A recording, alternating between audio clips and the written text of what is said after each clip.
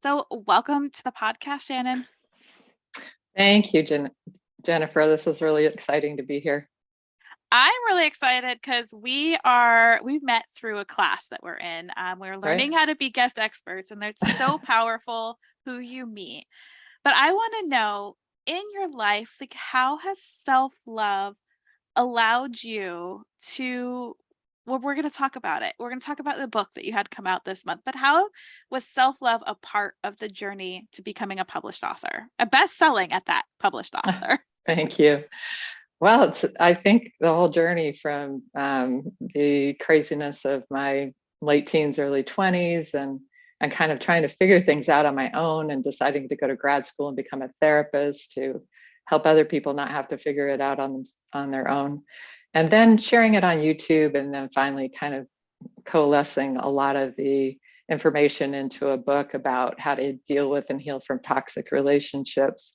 It's all been a journey of figuring out who I am and caring about myself and respecting who I am, and not continuing that negative, awful, toxic diatribe that I had inside my own head back in my early 20s and late 20s. Yeah. I'm like, I see the toxic relationships, and I love your book is called Out of the Fog into the Clear, journaling to help you heal from toxic relationships. And I think that this time, I don't know, like there's been a lot of craziness in this world, but this time has really allowed us to see the toxic patterns and the toxic people, because we've all had to kind of have this pause and awareness. And I think that this is a perfect time for a book to come out. And congratulations on launching a book.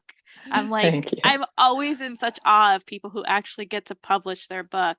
So I want to talk a little bit about that. Like, what was the journey? What does out of the fog into the clear mean to you?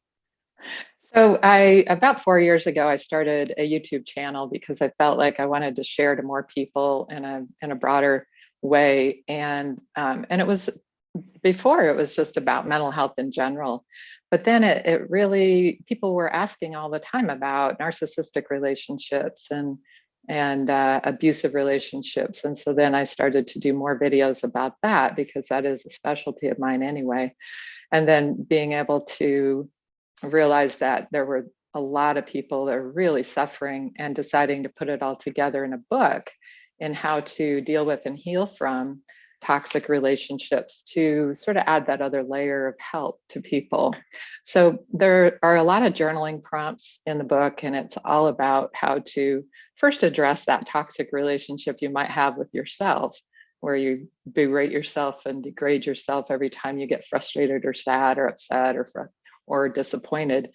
And then to learn to set boundaries with other people, learn to stand up for yourself, learn to recognize when you need to kind of watch the circus go by and not jump into the monkey's cage with them, and learn how to then detach emotionally, and then also disengage physically if that toxic relationship is just not getting better. Yeah. I'm like, oh, I love what you said. And I love that you started with its inside. Mm-hmm. On, I think, any self-love journey, from my own to the people that I've talked to, it's always when you start to clean up inside, it seems Mm-hmm. like outside almost becomes just something that happens. Yeah, and a lot of people miss that place of self-healing, and then they end up bouncing back into another relation, or back into that relationship because they felt lonely or bored or empty, or they go into a relationship that's just as bad and they think it's different or better, and it really isn't.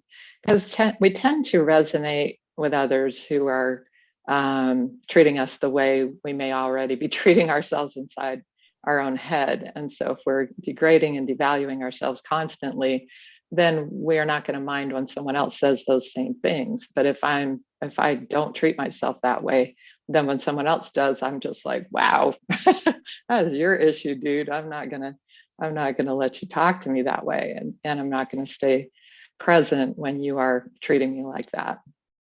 Yeah. So if somebody doesn't know, maybe they're just kind of making their way through life and they think that this is okay. What are some of those patterns that we can kind of look for in maybe the people around us that are red flags of we need to go inside? Yeah, that's a really good question. The sort of as in a nutshell, someone who is incredibly self-centered and has no empathy for others, little compassion, a sense of only they matter, their moods, their emotions, their wants, needs, dreams, and aspirations, and that you don't matter. And that all of their behaviors focus around controlling and manipulating in order to puff themselves up. So think of it as like a hot air balloon. You have to continually put hot air into that balloon in order for it to stay puffed up. And if you stop pumping in that hot air or that adoration, then they implode and explode. And so that's the kind of the way to think about a toxic person.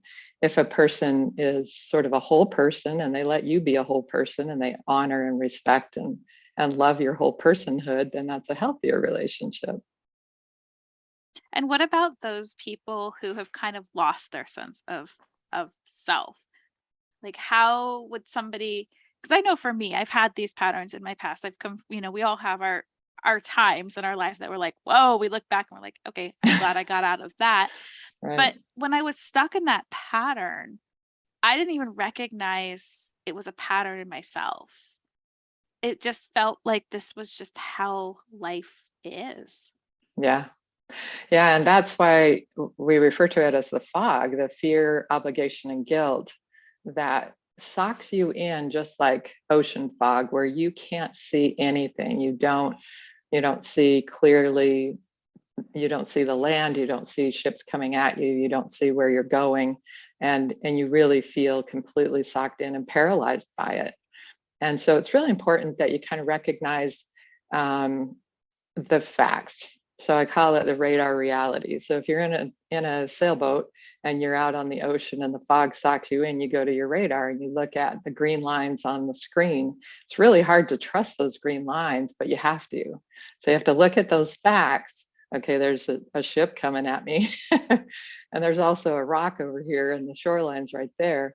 And so you have to take those and let yourself guide yourself, even though your heart is in your throat and you don't want to trust those little lines. You have to say, okay, those are the facts, man, just the facts. And I have to go by those facts. And in our walk through a toxic relationship, we have to look at the facts. And those might come from a crisis that happened, and we need to write out everything that happened. Like they said this, they did that, they threatened, they did, they played all these games, and you have to. That's why I like journaling, because when you write those things down, they become real. So when you have those facts, then you make a good decision with your rational or wise mind. And then you kind of have to drag your heart along, because your heart could still be in love with that person. I put quotes around that because it's not real love, but it's attachment, and it's deep attachment. You might even be trauma bonded to that person. And it's so hard to pull away, but we have to look at the facts. These are the things that this relationship is doing to me. This is how I feel after having been in this relationship for this amount of time. I'm emotionally bankrupt, physically bankrupt, financially bankrupt, spiritually bankrupt. I just feel drained of my life energy. And I know I need to get out. And I don't have to. You can love and leave. You don't have to wait until your heart's in it with you. You can actually make a good decision with your wise mind, with the facts in mind, and steer clear of that fog and steer out of it, and then begin the rebuilding of your sense of self, your self-care strategies, and your connectedness to other healthy people. I love that. And the fact that you brought up trauma bonding and made it known, like, it's not just relationships. It tanks your spirituality, your finances. It's like it really empties your tank. And I just have to know, are you a sailor? Is that how I you I'm like, I have to know, because a lot of things that, I see people talk about come from their real lives. Like, I'm a pilot. I know all about the Oh, fog. no Like, way. you get upside down and your instructor will twist you all around, and they put these shades on you where you can't see outside, and you Oh, have to wow. trust your instruments. And it's like, if you don't trust your instruments, you don't trust those facts that are right in front of you. I thought that I was straight and level. And I was at like a 90, like I was headed barreling towards the ground, Wow. and I didn't trust my instruments. So it's so interesting to hear it's the same for sailing. That's why Yeah. I had to ask. I'm like, because the ocean draws to me. I took lessons. I was not a sailor. I'm a pilot through and through. But I think that fog. So what it was fear, what were the three? Fear, grief, and I forget the Obligation, an fear, obligation. obligation, and guilt. So typically we get sucked into this relationship and then with a lot of love bombing.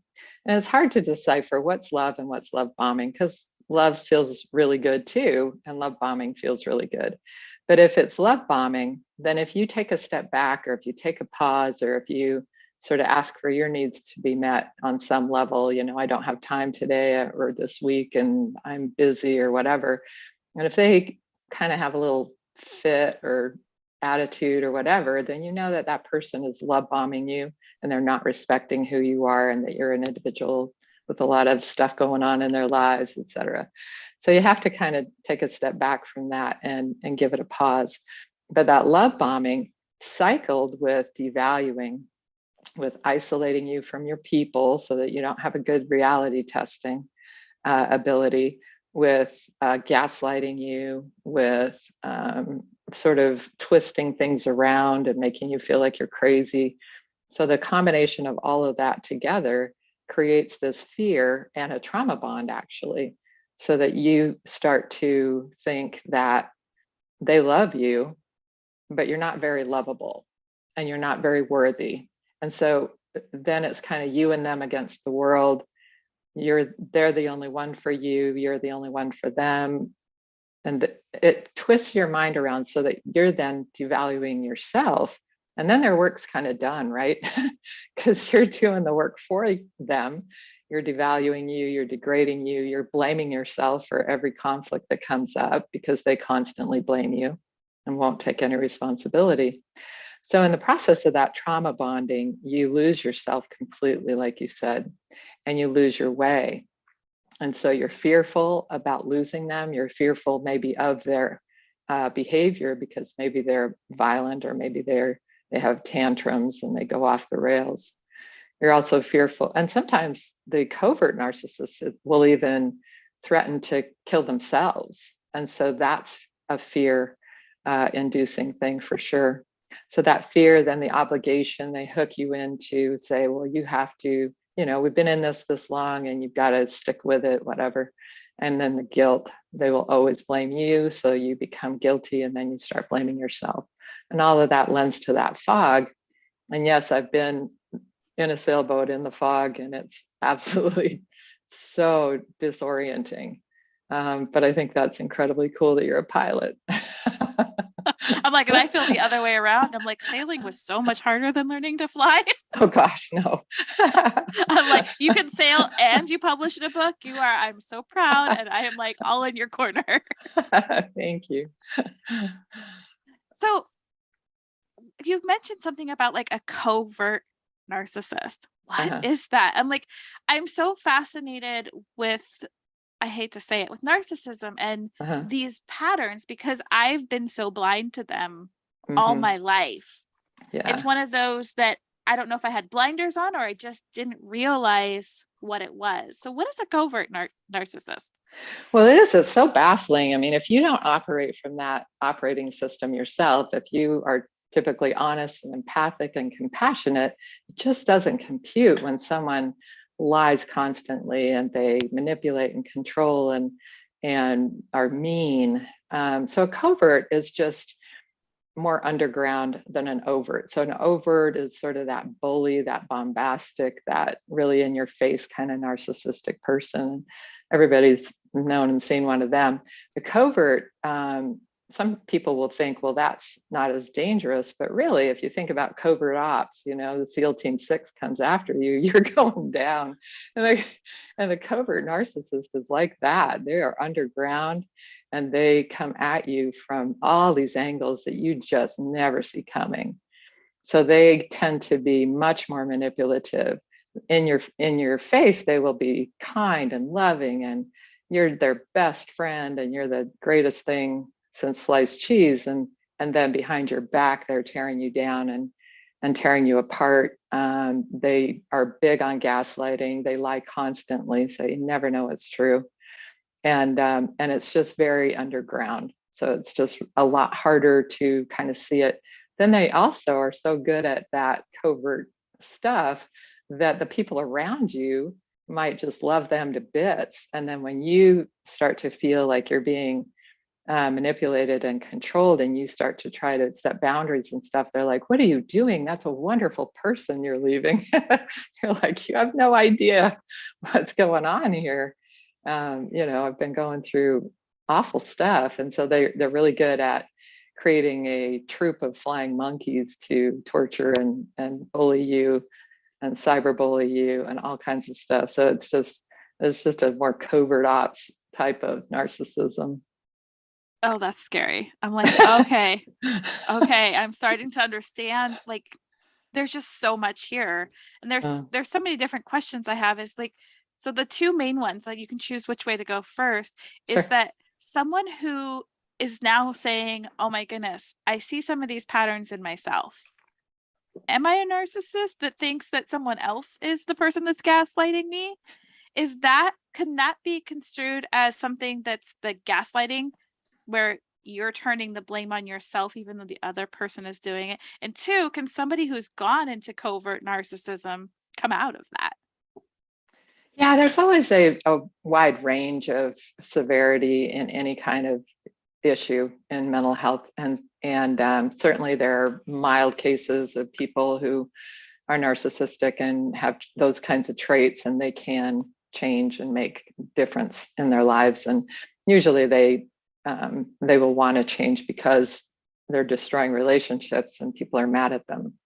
Um, but in the moderate to severe range, somebody with narcissistic traits or personality disorder doesn't really see that they have a problem. Oh, It's really interesting. everybody else's issue, it's everybody else's problem. And their willingness to look at themselves or change is next to zero. And that's a really important part of healing and separating off from a narcissist, is recognizing that this person is not going to change. And even if they say, I did a video called How to Know Whether Your Narcissist Breakdown is a Breakthrough. And typically those breakdowns are just, oh man, I got busted. Oh, you're mad at me. Oh, you're wanting to take away this supply that I'm enjoying very much. And so I'm going to kind of suck it up and toe the line for a minute. And then I'm going to come back at you with my same old behavior. So I have to be really careful with these, because people do change and people do grow in relationships, but people who are in the more severe narcissistic personality, they do not change, and they don't see that they really need to, and they might give it a little lip service just to get you back under their control, but they're not genuine about it. So you have to watch people's actions rather than their words. And it's also true that, especially the covert narcissists, but overt too, they will flip things around on you. And so, I'll have somebody that I'm working with as a client, and they'll say, well, this person that tells me I'm the narcissist, I'm a sociopath, I'm a this, I'm a that. I'm like, okay, wait, time out. That's just not true. Look at who you are as a person. Look at your values. Look at your character qualities. That's not who you are. And now look at the behaviors that you've been dealing with this person. That's who they are. So it is tricky, and that gaslighting takes every form. And basically, they'll push whatever button works and keep pushing it. So if that one strikes a chord, if you go, oh my gosh, no, I'm not, then they'll go, ooh, good button, and keep going at that. So that's really tough. Yeah, I've been in a situation like that where it was like everything was like turned around on me. I'd have a feeling, they'd start crying. And then it was like, Oh, you're the problem. You're the problem. Okay, I was sharing with you how I was feeling. Now you're having a mental breakdown for 2 days, crying, oh telling me that wow. it's my fault and I'm mean. And I went into those patterns. Like as you say, this fog, I'm like, my life was there for Mm, so long. It took me years to realize and then to change the patterns, which I had to start inside yeah. to move. I mean, it took me years to get out of a relationship because I didn't have the confidence to leave from that heavy fog. I think that's what's so powerful about what you're helping people through is, out of the fog into the clear is amazing. And it I could never have done it alone.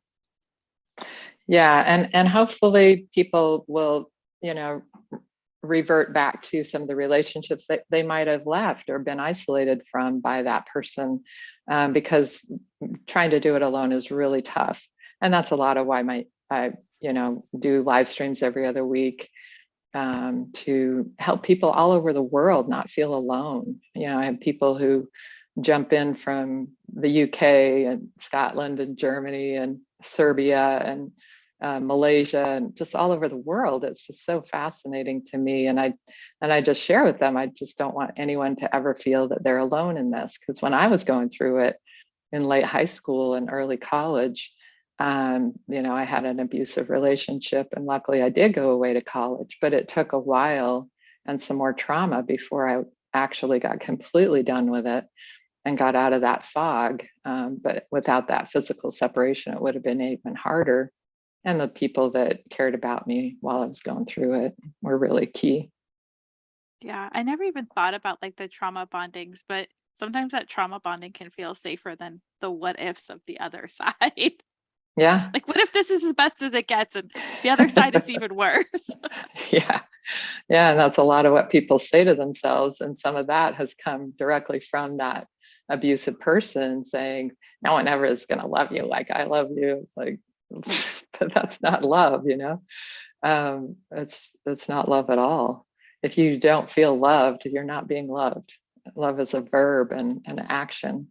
And we think of it as a gooey feeling that you feel, and that it's okay for that person to be loving and then be destructive and mean, and then get loving again. It's not okay. That's not okay. Yeah. And as somebody that was part of that for a long time, I noticed I got destructive patterns that came up because it was Hmm. like that pushing to that point, and then it was like all these nasty things came out of my mouth, and I was like, Jennifer, no, this is not you. And then again, that cycle, that fog cycle started all over again. So I just am so excited that you are bringing this to the world. And you said that you were going live. Where is that? And I'll make sure to get it in the show notes, but I'd like the listeners to know where they can find Yeah, so this. Therapist Talks on YouTube is my channel, and I do a live stream question and answer, very casual, every other Sunday afternoon, typically at 2 p.m. So if they subscribe and hit the notifications, they'll know when I'm going live. And that's just a casual time that I share with people to, again, help people not feel like they're alone in the world. And people ask all kinds of questions. It's not even just partners, but people have adult children who are narcissistic and abusive, and parents, and um, there's a lot of a pretty broad range. So Therapist Talks on YouTube, and I have a website, nofoggydays.com. I And love that. I do blog on my website. So there, I'll be posting more and more on that too. I love that. And I want to shift the topic a little bit because I also want to talk Sure. about your book because our on my this audience is entrepreneurs, and publishing a book is a huge deal. And that's, you've said that you've come from this past trauma also of moving through Mm. these toxic relationships, standing tall and now helping others through it. And you actually wrote a book and published a book. I want to know what that process is a little bit like, because I love that it's all coming back to self, but there's also this empowerment in creating something that's tangible that you can hold in your hand. I don't know, there's something super powerful about books. I love paper books personally. That's pretty cool, and I thought, when I started my YouTube channel, I thought, I don't want to write a book. That's too hard. And then after doing the YouTube for a few years, I thought I can't communicate what I'm trying to say in 10-minute videos.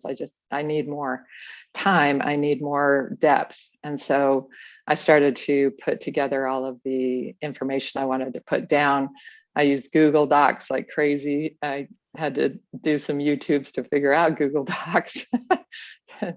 And then I thought I would have to hire a publisher and an editor and all that stuff. And so I was kind of looking into that and doing the research, and all of it just seemed so cumbersome.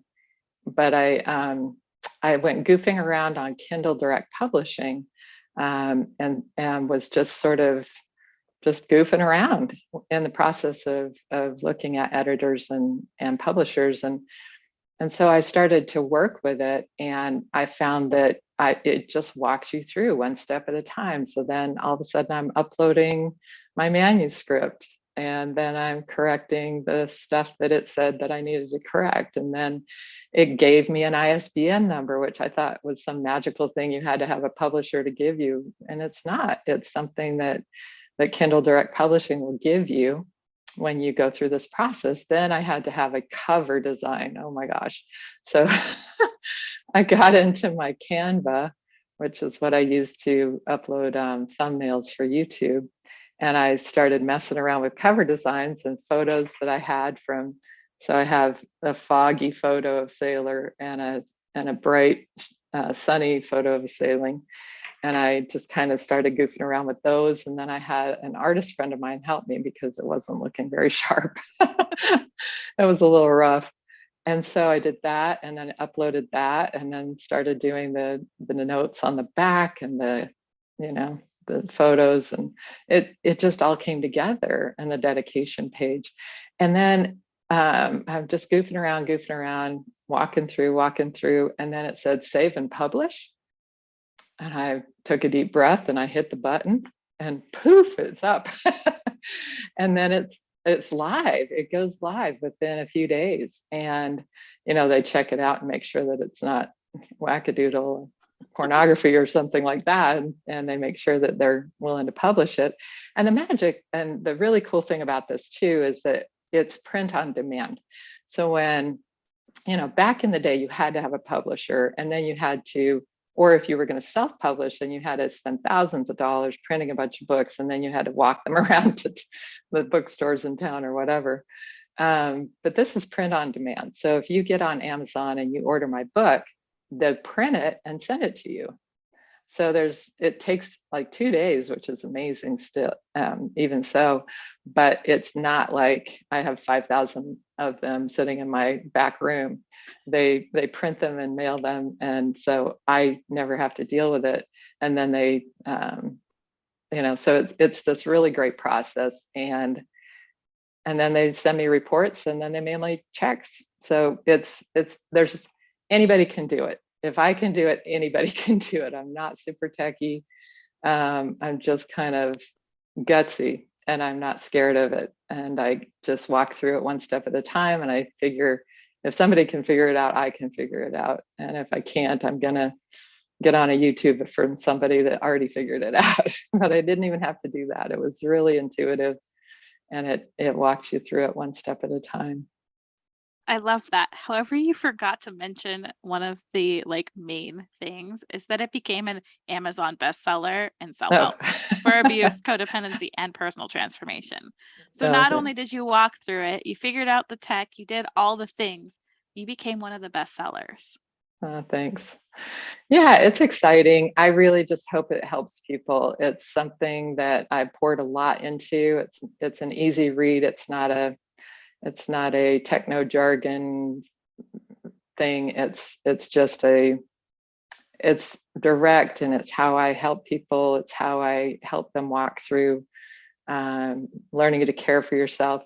And then the whole last several chapters are really about self-care and really about rebuilding your sense of self, because typically we are so emptied out when we come out of that abusive relationship, and how to rebuild your connections and rebuild your life. Because oftentimes you've been so focused on this other person that you feel completely empty. You don't even know who you are or what you like and what you want to do with your life. So you've got to do that whole process when you're out. Otherwise, you will resonate back to that person or another toxic person. Yeah. Yeah, I did that multiple times before I was finally like, no more. Yeah, This cannot be my life forever. I will not go through the next 40 years like my last 40 years. good for you. Good for you. So I want to leave with my favorite final question, which is if somebody walked away with just that one little piece that they held in their heart, what would you want that to be? Oh, just to address that toxic relationship you have with yourself first and foremost. And when you address that and really come to grips with the wonderful, amazing, magical, unique person that you are, and you start to shine that from the inside out, that nobody else can crap on you. Not very eloquently stated, but that's that's what it is.